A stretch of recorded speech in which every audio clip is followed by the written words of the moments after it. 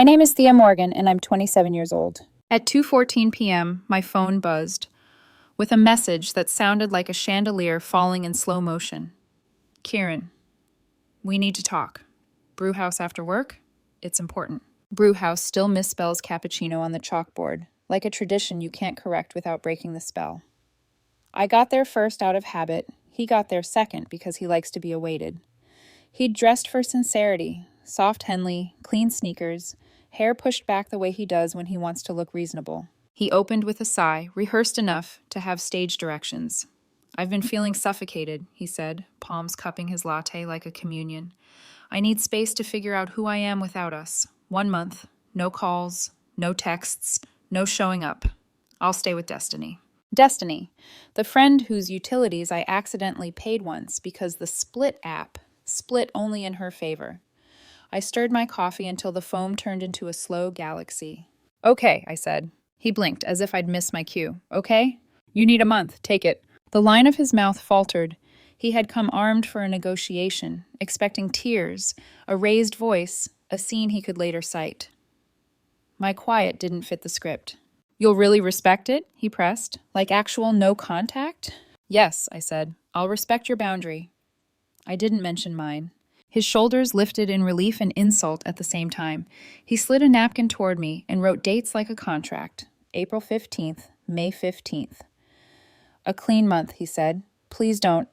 I won't, I said, standing. Good luck. We hugged like strangers, who'd read about hugging in a brochure. Outside, the evening had the color of dishwater, and the air felt strangely light, not happy, just unburdened. I walked home through a city that didn't care whether we made it, and for the first time in months, I liked that indifference.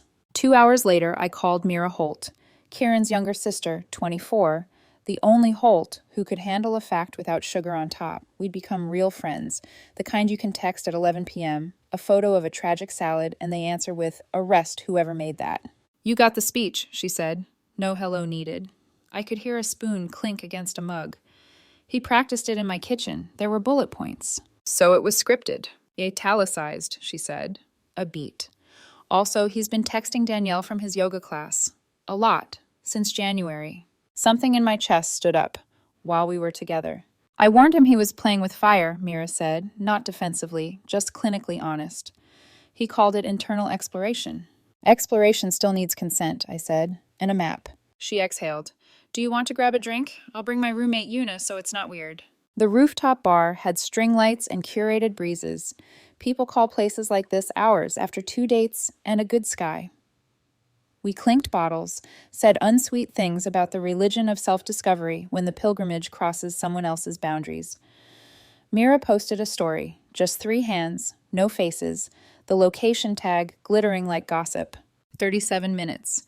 That's how long Kieran's no-contact vow survived. Kieran, what are you doing with my sister at our place? Kieran, trying to hurt me? Kieran, I said no contact. Kieran, answer me right now. I stared at the screen until the words lost edges. Then I typed one reply. You asked for no contact. I'm respecting your boundary. Please don't contact me for the next 29 days and 23 hours. Send. Block. The satisfying mechanics of a deadbolt sliding home. Done? Mira asked softly. Done, I said.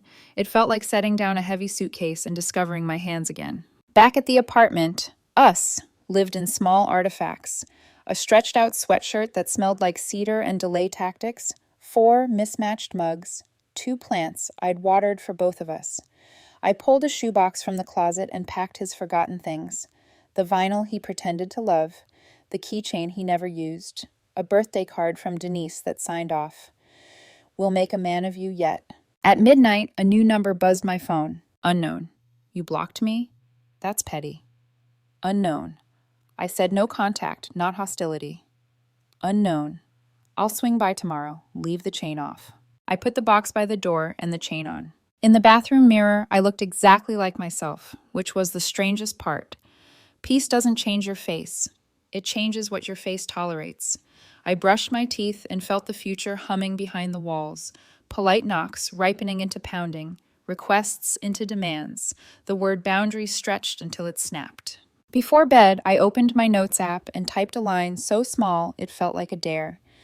He is going to make this loud, stay quieter than ever, and more precise.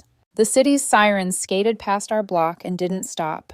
I lay in the bed he needed space from and finally understood how much space there really was. It didn't feel empty. It felt like oxygen. The next morning, the quiet had texture, thick, almost velvet.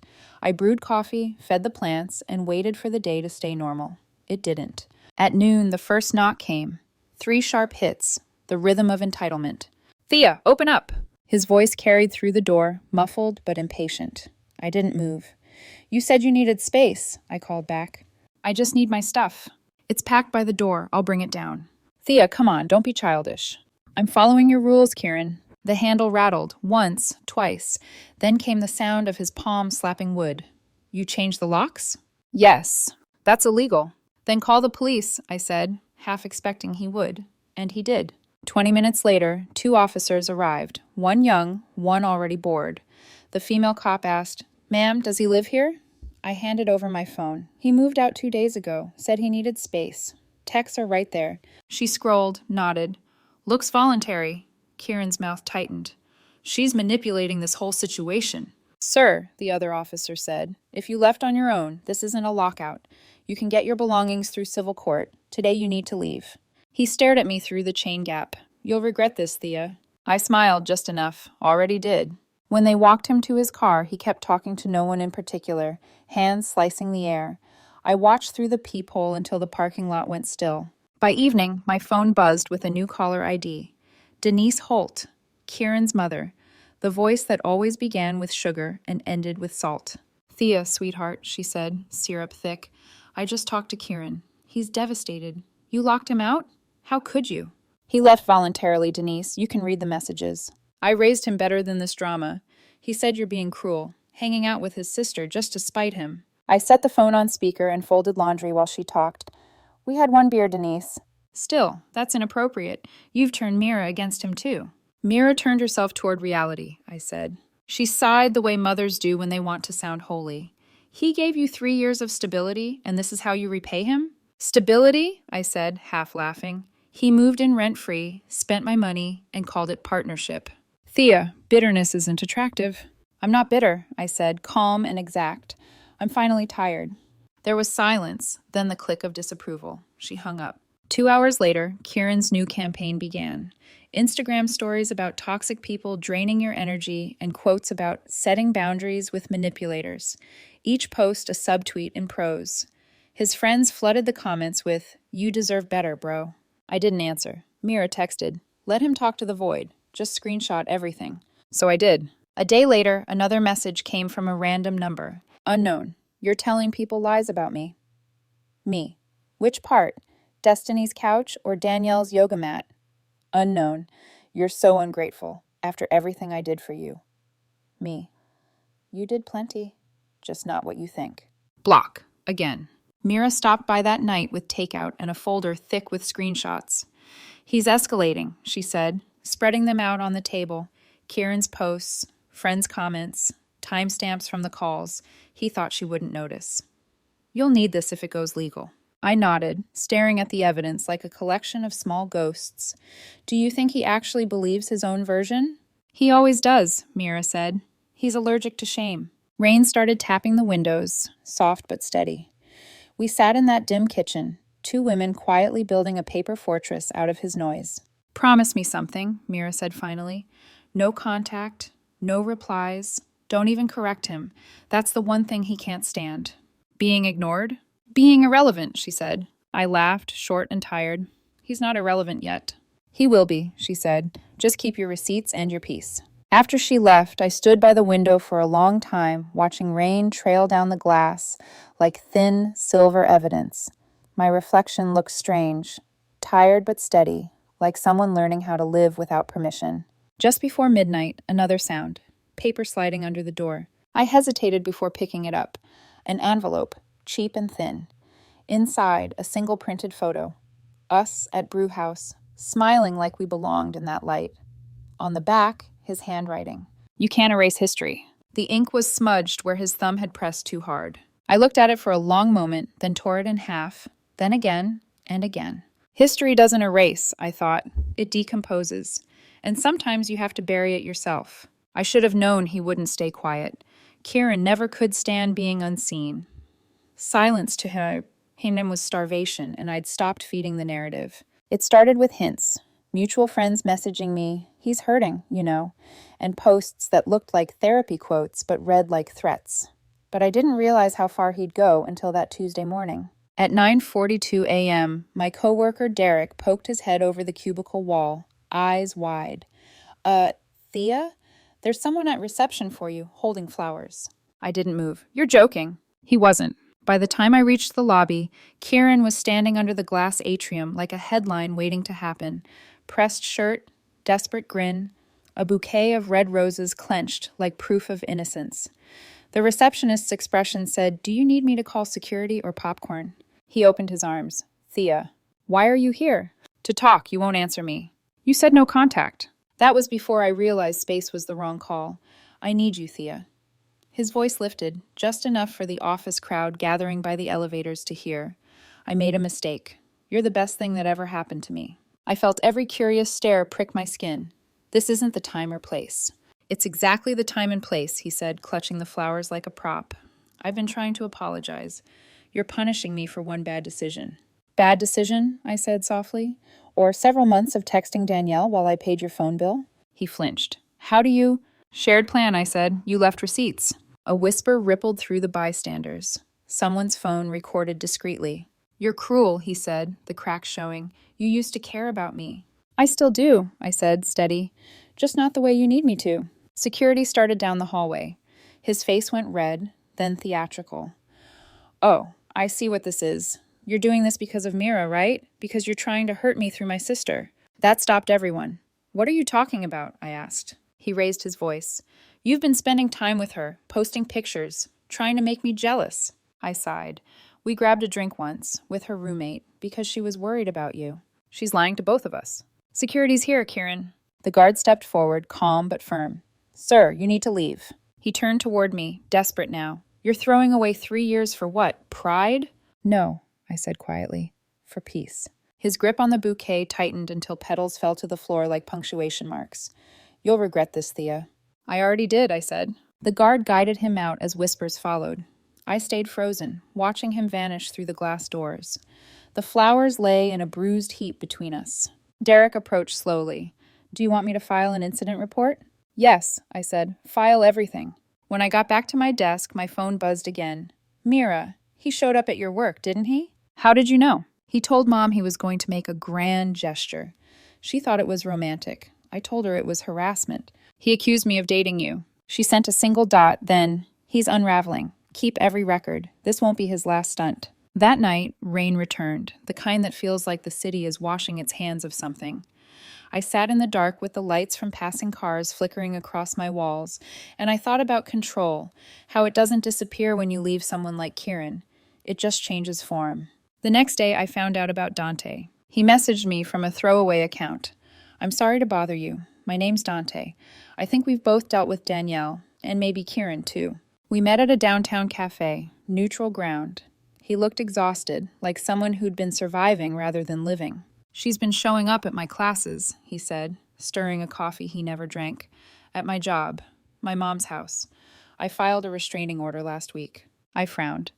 "Danielle did that? Kieran told people I was stalking him." Dante nodded. "Yeah. He's been telling her you're obsessed with him, that you're the reason she lost her apartment. That's why she's angry at you." It clicked like dominoes falling. Every mixed rumor, every anonymous comment on my posts, every attempt to make me look unstable. "He's building a story," I said. "He's always building a story," Dante replied. "He feeds both sides until they fight each other, and then he looks like the victim." Outside, a siren wailed in the distance, same note as the night he first knocked on my door. I looked at Dante. "So what do we do?" He slid a folded paper across the table, his restraining order. "Start yours before it's too late." When I got home that evening, my apartment lights flickered once before stabilizing, as if even the wiring sensed the tension. On the doorstep, a smear of red, one crushed rose petal. A reminder, or a warning. I locked every bolt and sat on the floor with my back against the door until my heartbeat slowed. Mira texted an hour later. "He's been asking where you go after work. Please be careful." I typed back, "Already am." Then, after a long pause, Another message. He's running out of stories. When that happens, he'll look for an ending. Don't let it be you. The rain picked up again, tapping the windows like an impatient question. Somewhere between thunder and memory, I realized she was right. This wasn't heartbreak anymore. It was damage control. The restraining order hearing was scheduled for a Friday morning. By then, my apartment smelled faintly of lavender and legal paperwork. Every document Mira and I had collected sat in a folder on my lap. Printed screenshots, timestamps, phone records, the call log from the night he showed up at my job. Evidence, neat and bloodless. When Kieran walked into the courtroom, he looked smaller than I remembered. His hair was too perfect, his tie too tight. Behind him came Denise, clutching her purse like she was carrying family honor inside it, and a woman I didn't recognize, young, nervous, his new girlfriend. He smiled when he saw me, that same quiet, knowing smile he'd used after every fight, the one that meant I still have the last word. He didn't. The judge, an older woman with steel gray hair and a tone that could bend steel, opened with, "We're here to address Ms. Morgan's request for a protective order. Counsel, proceed." Kieran's lawyer started his performance. "Your Honor, this was a mutual misunderstanding. My client was simply trying to reconcile." The judge raised one eyebrow. He contacted her over 200 times after she requested no contact. "That's not reconciliation, counsel, that's harassment." Denise shifted, whispering something sharp to him. His face flushed. Then, against his lawyer's advice, Kieran stood. "Your Honor, she's twisting everything. Thea's been trying to turn my family against me. She's even seeing my sister." A ripple of murmurs passed through the room.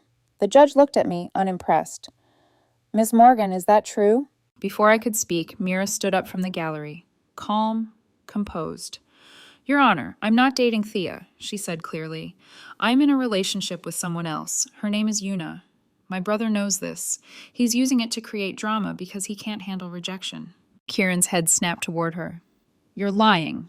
The judge banged her gavel. "Mr. Holt, sit down." He sat, slowly. The rest was procedural. My lawyer walking through the timeline, the screenshots, the late-night visits, the workplace incident, the online campaign. Every page of his noise turned into silence under fluorescent lights. The judge looked up. "The pattern is clear. 1-year restraining order granted. Mr. Holt, you are to remain 500 feet from Ms. Morgan's home and workplace. Any violation will result in arrest. Understood?" He nodded stiffly. Denise muttered, "This is ridiculous," loud enough for the stenographer to catch. The judge added, "Ms. Holt, for the record, your composure today saved everyone's time." I didn't feel triumphant, just empty, like the moment after thunder when the air hasn't realized it's safe again. Outside, the sunlight hit like interrogation lamps. Kieran stood near the steps, his new girlfriend already pulling her hand away. Denise scolded him quietly, gesturing sharply, the box of pastries she'd brought long ago, replaced by a stack of resentment. Mira joined me on the sidewalk. "It's done," she said softly. "For now," I said. She smiled. "He can't stand not being the story. You just wrote an ending he doesn't control." "Maybe," I said, "but endings always echo." "Then make sure yours sounds like peace." 3 months later, my world was unremarkable in the best way. The apartment was finally quiet, not tense quiet, just absent of him quiet. I'd adopted a shepherd mix named Rune, who followed me like forgiveness with 4 paws. At work, the chaos had turned into a promotion. Apparently, surviving drama looked like leadership on paper. Mira and Una visited some weekends, bringing wine and too many opinions on Netflix thrillers. We didn't talk about Kieran anymore, not out of avoidance, out of irrelevance. Sometimes I'd find an old reminder, a playlist he made, a mug he left. I didn't throw them away. I just let time do what time does best. Dull, sharp edges until they're unrecognizable. One night, Rune was asleep on my lap, snoring softly when a memory surfaced, our last argument in the parking garage. His face red, his words desperate. "You'll never find someone like me." I'd said, "That's the point." And I still meant it. I walked to the window. Outside, the city was neon and tired, alive and forgiving. Somewhere out there, Kieran was probably rewriting the story again, making himself the misunderstood hero. But for once, I didn't need to correct the record. Because survival is its own headline. I picked up my guitar, a hobby that sounded better in theory than in practice, and strummed until Rune sighed in protest. The sound filled the room, imperfect but mine. He wanted space to find himself, so I gave him all the space in the world. And he found exactly what he'd been running from: consequences.